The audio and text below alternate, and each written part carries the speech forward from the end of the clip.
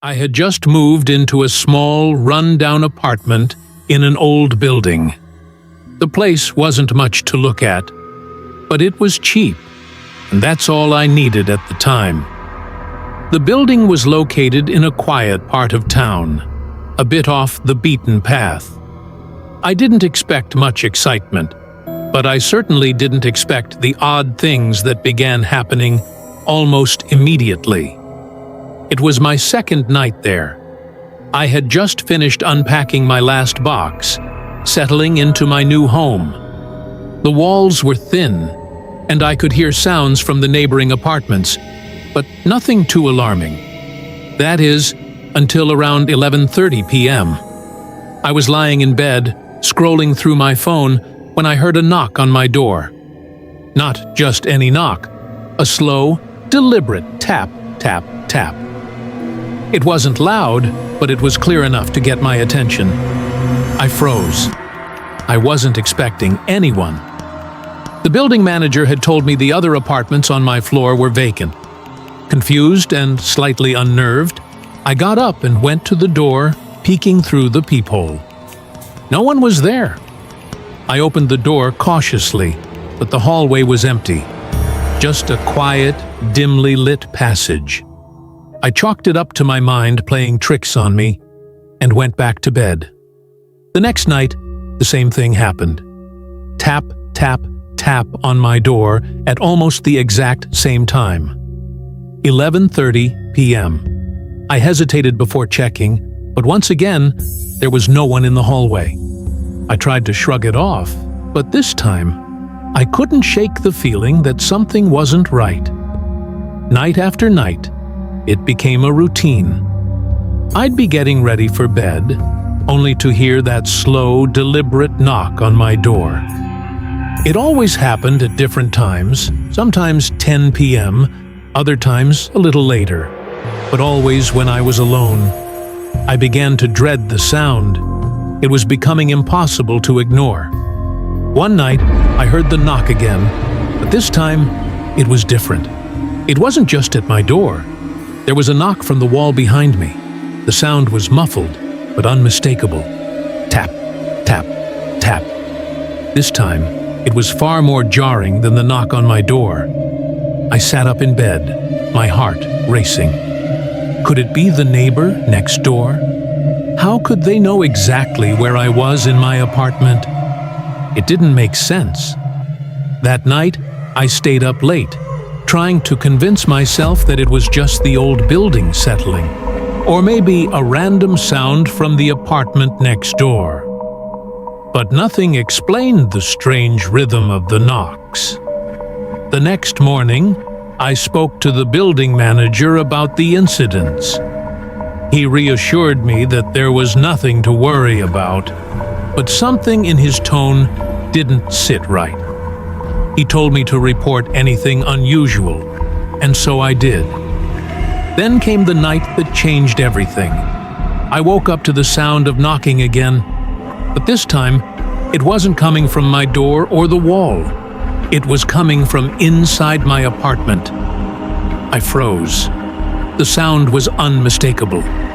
The knock was coming from the bathroom door. My heart pounded in my chest as I got out of bed and crept toward it. When I reached the bathroom, I slowly turned the handle, my fingers trembling. There was nothing inside. It was as empty as I had left it. But something had changed.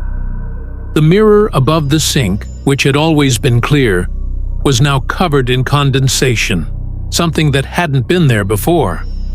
A message, written in the foggy mirror. "I'm waiting." I felt a chill run down my spine. My mind raced with questions. Was this a prank?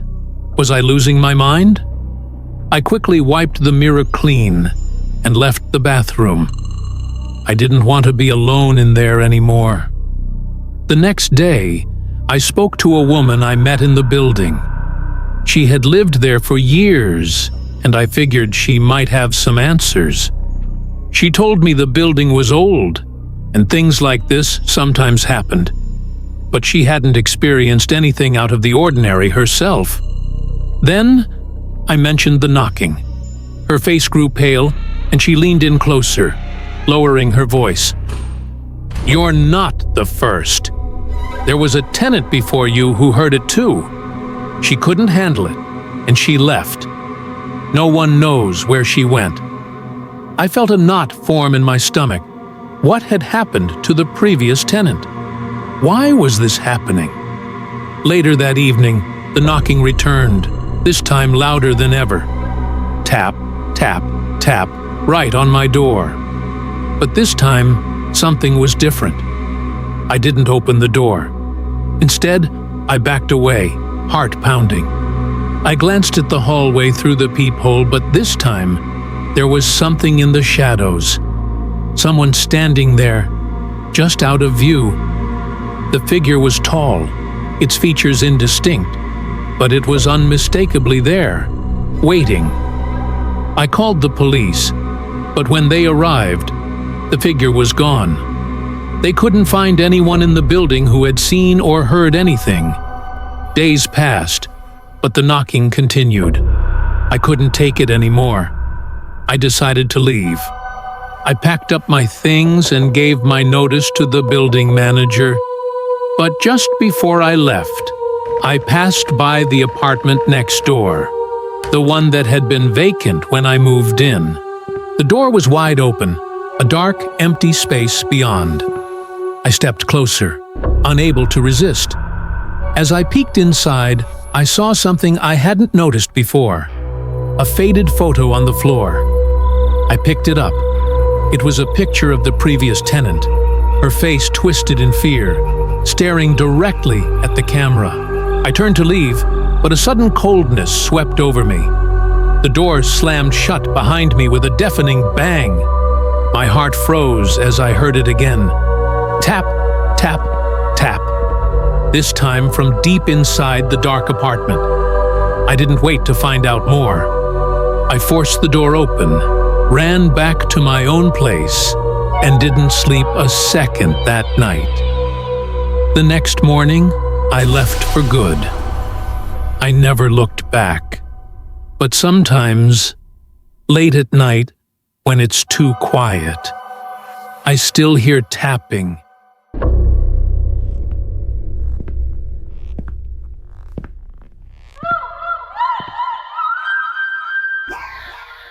When we bought our first home in Oregon, we weren't expecting perfection. It was a 70s-style ranch house nestled at the edge of a wooded lot. That was part of the appeal. Privacy, fresh air, and no more paper-thin apartment walls. My wife, Claire, and I had just had our second child. We were looking for space, safety. The first couple of months were uneventful. Some noisy crickets at night, a few harmless raccoons. Then, in early September, I started noticing things. The first was subtle. Motion sensor lights turning on in the backyard, usually around 3 or 4 in the morning. I'd check the window and see nothing. Probably deer, I told myself. It happened maybe twice that week. Then came the third night. That's when I saw him. He was standing just inside the tree line, motionless. He wasn't facing the house directly, more like slightly turned, like he was half watching, half listening. I couldn't make out details, just a tall silhouette. I stood there, squinting from the kitchen window, waiting for him to move. After maybe 30 seconds, he just turned and walked back into the woods. I woke Claire. She was groggy, didn't see anything. She told me it was probably a neighbor or a lost hiker. But we both knew, nobody hikes back there. It's all private land, dense brush, and no trails. Over the next 2 weeks, I saw him 4 more times. Never closer, never farther. Always in the same spot, as if that exact point had some purpose. One night, I finally had enough. I grabbed a flashlight and a baseball bat and went out there. It was colder than I expected. Every twig I stepped on snapped too loud. When I reached the tree line, I scanned with the flashlight. Nothing.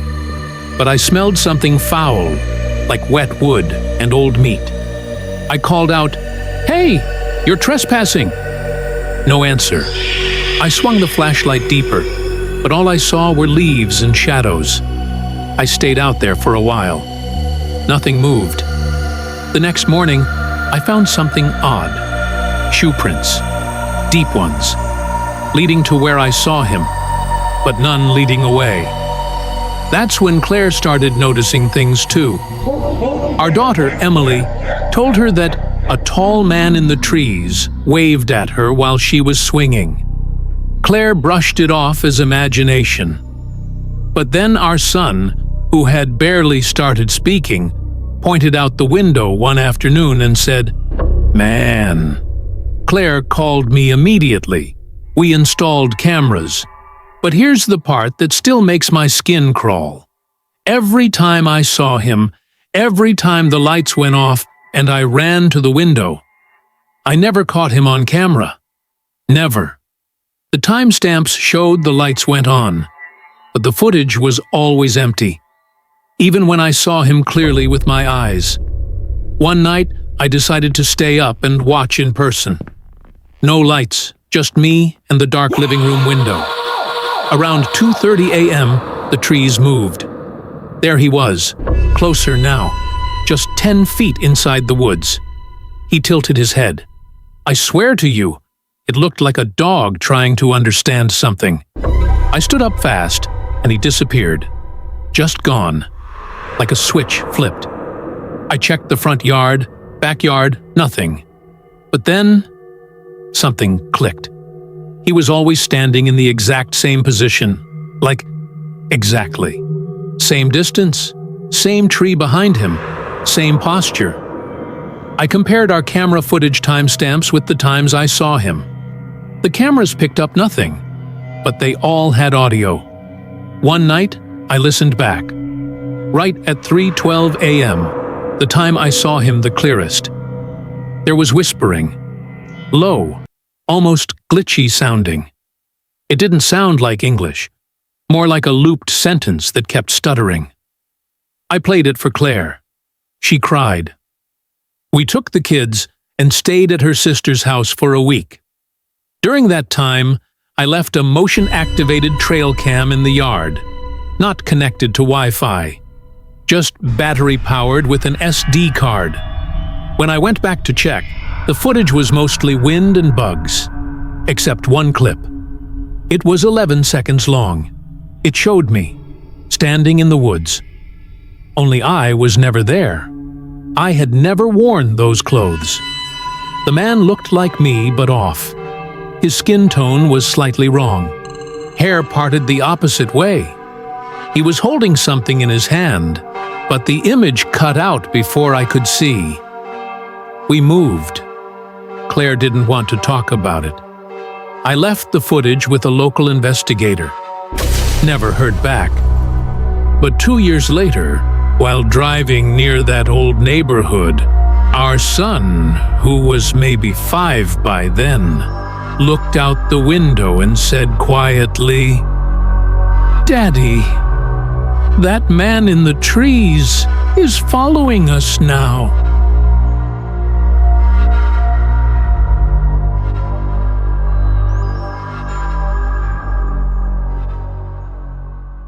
It was the summer of my 10th year, a time when everything felt normal, and nothing was too out of place.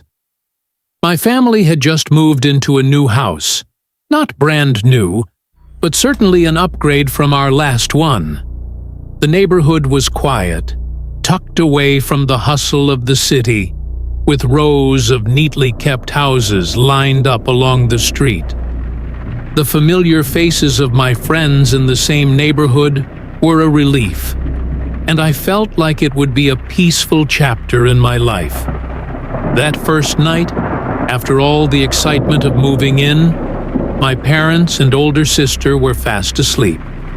I was still full of energy, and the only thing I wanted to do was keep playing video games in the living room. The house was dimly lit, the only light coming from the TV screen. I had the volume low, just enough so I could enjoy the game without disturbing anyone. I had no idea that night would mark the beginning of something I could never forget. Around midnight, as I focused on my game, I began to hear the faint sound of car engines coming from outside. It was strange because the street had been so quiet all evening. I turned the volume down even more and listened closely. It wasn't the usual noise of cars passing by. These vehicles were moving slowly, deliberately. I peeked out the corner of my eye toward the window, just a glance, and what I saw made my heart skip a beat. Two SUVs were crawling down the street, their headlights cutting through the dark. They slowed to a stop right in front of our house. A chill ran down my spine. Why had they stopped here? My curiosity got the best of me, and I quickly paused the game, creeping over to the window to get a better view. I sat low on the floor, careful not to make a sound. I watched as the doors of both vehicles opened and several men stepped out. At first, I thought I saw 5 or 6, maybe even more, but I wasn't sure. They were dressed in dark clothing, their hoods pulled up to hide their faces. They weren't wearing masks, but they had an unsettling air about them, like they didn't want to be seen. Yet they were here, on my street, at this hour. I stayed low, trying to steady my breathing. My mind raced. Why were they here? Was it just a coincidence? I watched as 2 of the men began walking toward our neighbor's house. 2 others made their way toward my front yard. My heart thudded in my chest. I couldn't move. I didn't know what to do. The men walked right up to our front door, and then one of them tried the handle. My pulse spiked. The door was locked, but what if they tried to break in? I crouched lower, praying they wouldn't notice me. The seconds felt like hours. The longer I sat there, the more terrified I became. For what felt like 2 minutes, everything was still. I didn't hear anything. Then, an idea flashed in my mind, something I hadn't planned or thought through. Without fully understanding why, I slowly stood up and tiptoed toward the front door. I didn't open it, but I knew there was an outdoor light just outside, a switch by the door. I reached for it and flicked it on. Immediately, I heard the men stop. They turned and started walking back toward the SUVs. I breathed a sigh of relief, but stayed frozen in place, watching. It was as if the light had startled them, causing them to reconsider whatever it was they were doing. I could hear them speaking to each other in low voices, though I couldn't make out the words. The 2 men who had been walking toward our yard now returned to the vehicles. The 2 SUVs were idling in place. Within moments, the engines revved to life, and the men began climbing back into the vehicles. But that wasn't the end of it.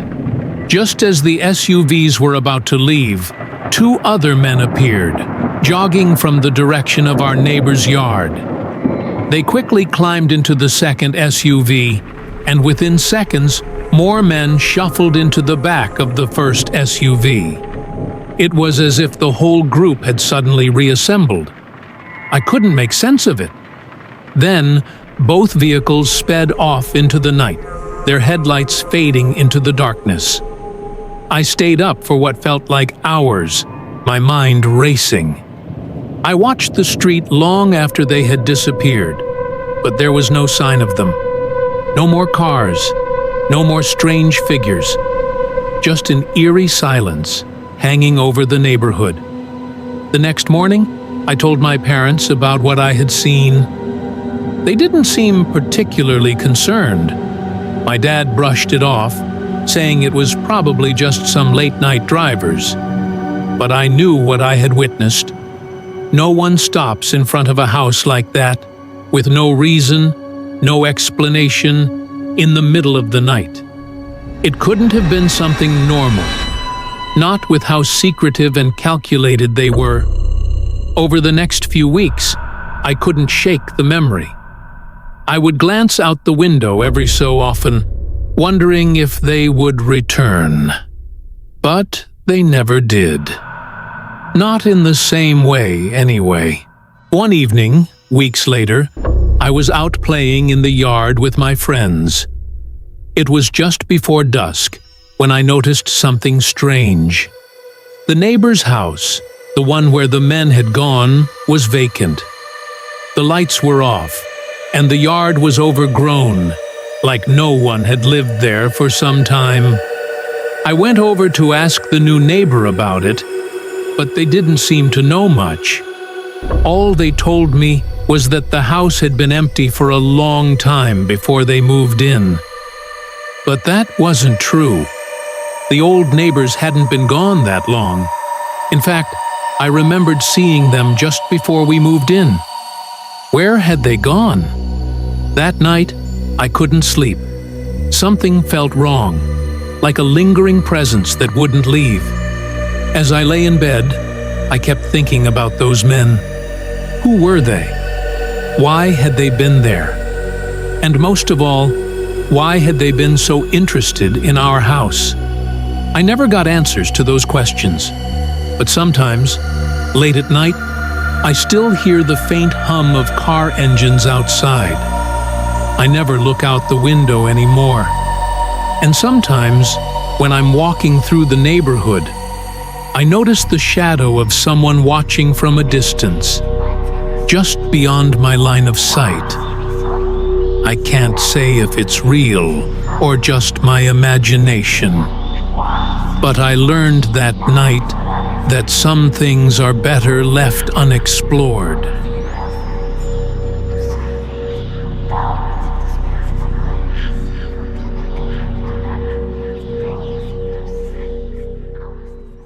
A few months ago, I moved into a new apartment with my best friend, Ethan.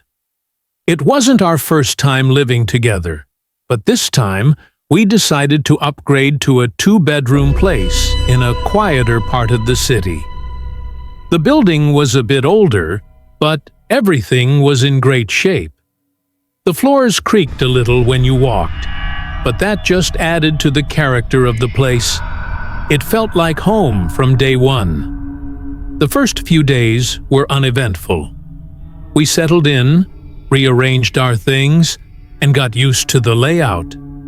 It wasn't the busiest street, and our neighbors seemed to keep to themselves. Ethan and I were both working long hours, so we didn't really see each other much during the week. I was usually home late, and Ethan would be out the door early the next morning. But things started to feel a little off. One night, after a particularly long day at work, I got home around 11 p.m. The lights in the apartment were off, as usual, except for the dim glow of the lamp in the living room. I kicked off my shoes and grabbed a drink from the fridge before heading to my room. As I passed by Ethan's room, I noticed the door was slightly ajar. That was strange, because Ethan always closed it. I figured he just forgot and didn't think much of it. After a quick shower, I collapsed into bed, exhausted. But I couldn't shake the feeling that something was wrong. The silence of the apartment felt oppressive, like it was suffocating me. I tried to ignore it and closed my eyes, hoping to drift off to sleep. It was then I heard it. A faint tapping sound. It came from the wall that separated my room from Ethan's. At first, I thought it was the pipes, or maybe the wind outside. But it continued, rhythmic and persistent, like someone was lightly knocking. Tap, tap, tap. My heart raced as I sat up in bed, straining to hear. The sound wasn't coming from the hallway. It wasn't the wind. It was coming from the other side of the wall. from Ethan's room. I tried to shake off the dread creeping up my spine. Maybe Ethan was watching something late on his laptop, or maybe there was some explanation I just wasn't thinking of. But then, I heard it again. Tap, tap, tap. This time, it was louder, sharper. I felt a chill run through me. I stood up and slowly walked over to Ethan's door, unsure of what I would find. I pressed my ear against the door, listening. The tapping had stopped. I opened the door quietly, peeking inside. Ethan's bed was empty. His laptop was on his desk, the screen dark. His phone was on the nightstand, also silent. My stomach dropped. I thought maybe he had gone out for a late-night snack or run an errand. But where had he gone? And why would he leave his things behind like that? I texted him. "Hey, you good? Are you at the store?" No response. I tried calling, but it went straight to voicemail. A few minutes passed, and my anxiety grew. I had no idea where Ethan was, or if he had even been home. He never mentioned going out. I decided to wait for a while, pacing around the apartment, trying to convince myself it was nothing. But then, I heard footsteps. They were coming from the hallway. Slow, deliberate steps. I froze. I wasn't imagining it. Someone was walking around the apartment. The only other person with a key was Ethan, and he wasn't supposed to be home. I slowly crept to the living room, keeping to the shadows. My phone buzzed in my pocket. It was a message from Ethan. "I'm sorry. I just stepped out for a minute. I'll be back soon." Relieved, I let out a breath I didn't know I'd been holding. But then, my eyes caught something. The front door was slightly ajar. I couldn't believe it. Ethan had said he was coming back soon, but he hadn't even left the door closed. I rushed over to it, locking it quickly and checking the locks. As I turned around to head back to my room, I noticed something that made my blood run cold. There was a strange, muddy footprint near the door. It was fresh. I snapped to attention, my heart pounding again. I rushed into the hallway and checked the back door. It was unlocked. How could Ethan have left it like that? My mind raced. Had someone else been in the apartment? The next few minutes felt like an eternity. I went through every room, checking every closet and corner. Nothing was out of place, but I couldn't shake the feeling of being watched. The air felt thick, oppressive. It was like someone, or something, was in the apartment with me, moving just out of sight. Finally, the front door opened again, and Ethan stepped inside. He looked normal, like he'd just gone to the store as he'd said. But when I asked him if he'd left the door open, his face turned pale. "I didn't open the door," he said slowly. "I locked it before I left." My stomach twisted into knots. What had been happening in the apartment while I was alone? Had someone been here? Who left the muddy footprints? Ethan and I looked at each other in silence. We never found any answers. From that night on, the feeling of being watched never went away, and I always double-checked the locks before going to bed.